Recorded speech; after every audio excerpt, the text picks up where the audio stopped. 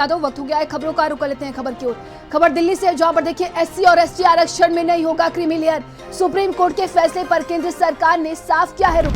संविधान के प्रावधानों के प्रति हम दृढ़ से प्रतिबद्ध हैं। केंद्र की तरफ से देखिए ये कहा गया है। वर्गीकरण पर एससी के फैसले पर कैबिनेट असहमत। तो देखिए कल जिस तरीके से एससी और एसटी के सांसदों ने प्रधानमंत्री नरेंद्र मोदी से मुलाकात किया था, जिसके बाद से क्रीमी लेयर को लेकर आश्वासन दिया गया था, तो वही देखिए केंद्र की तरफ से कहा जा रहा है कि हम इस फैसले से असहमत हैं।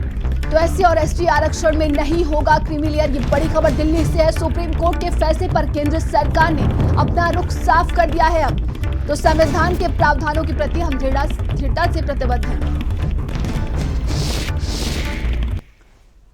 माननीय सुप्रीम कोर्ट ने आरक्षण के विषय पर एक जजमेंट दिया है। इस जजमेंट ने सुप्रीम कोर्ट ने एससी और एसटी के रिजर्वेशन के विषय में कुछ सुझाव दिए। आज माननीय प्रधानमंत्री जी की अध्यक्षता में कैबिनेट में इस विषय पर विस्तृत चर्चा हुई है। एनडीए सरकार बाबा साहेब अंबेडकर जी के बनाए संविधान के प्रावधानों के प्रति प्रतिबद्ध है, संकल्पबद्ध है। बाबा साहेब अंबेडकर जी के संविधान के अनुसार एससी और एसटी के रिजर्वेशन में क्रीमी लेयर का कोई प्रावधान नहीं है। कैबिनेट का सुविचारित मत है, वेल थॉट थ्रू डिसीजन है कि बाबा साहेब अंबेडकर के संविधान के अनुसार ही एससी और एसटी का रिजर्वेशन की व्यवस्था होनी चाहिए। ज्यादा जानकारी के साथ संवाददाता दीपक हमारे साथ जुड़ गए। दीपक, देखिए केंद्र सरकार ने अपना रुख साफ कर दिया है एससी और एसटी आरक्षण को लेकर।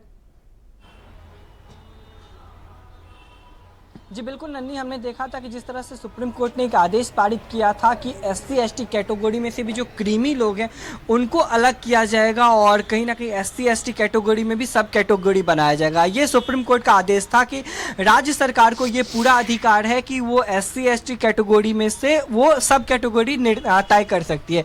लेकिन हमने अभी अश्विनी वैष्णव को सुना था, उन्होंने साफ तौर पर कहा है कि एनडीए इस फैसले से सहमत नहीं है और एनडीए किसी भी आरक्षण को लेकर के जिस तरह से सब कैटेगरी बांटने की बात की है उसके लिए एनडीए सहमत नहीं है। कैबिनेट की बैठक हुई थी, उसमें भी चर्चा की गई और जो बाबा साहब भीमराव अंबेडकर का जो संविधान है वो उसके हिसाब से भी चलना चाहेंगे और जिस हिसाब से बाबा साहब अंबेडकर ने जो आरक्षण का जो प्रावधान बनाया है एससी एसटी कैटेगरी के लिए, ओबीसी के लिए, जनरल के लिए, तो वो उसी प्रावधान से चलना चाहेंगे। लेकिन हमने देखा था कि पिछले दौरान सुप्रीम कोर्ट में सुनवाई होती है और सुप्रीम कोर्ट की सुनवाई के दौरान सुप्रीम कोर्ट ने साफ तौर पर कहा था कि राज्य सरकार को यह अधिकार है कि एससी एसटी कैटेगरी से वो सब कैटेगरी बना सकते हैं, यानी कि एससी एसटी कैटेगरी में जो और भी पिछड़ा है उसको आरक्षण ज्यादा दिया जाएगा उसको आगे बढ़ाने के लिए। लेकिन हमने देखा था कि आज अश्विनी वैष्णव ने जो बयान दिया है उन्होंने साफ तौर पे कहा कि एनडीए बाबा साहब अंबेडकर के संविधान के तहत चलना चाहेगी और बाबा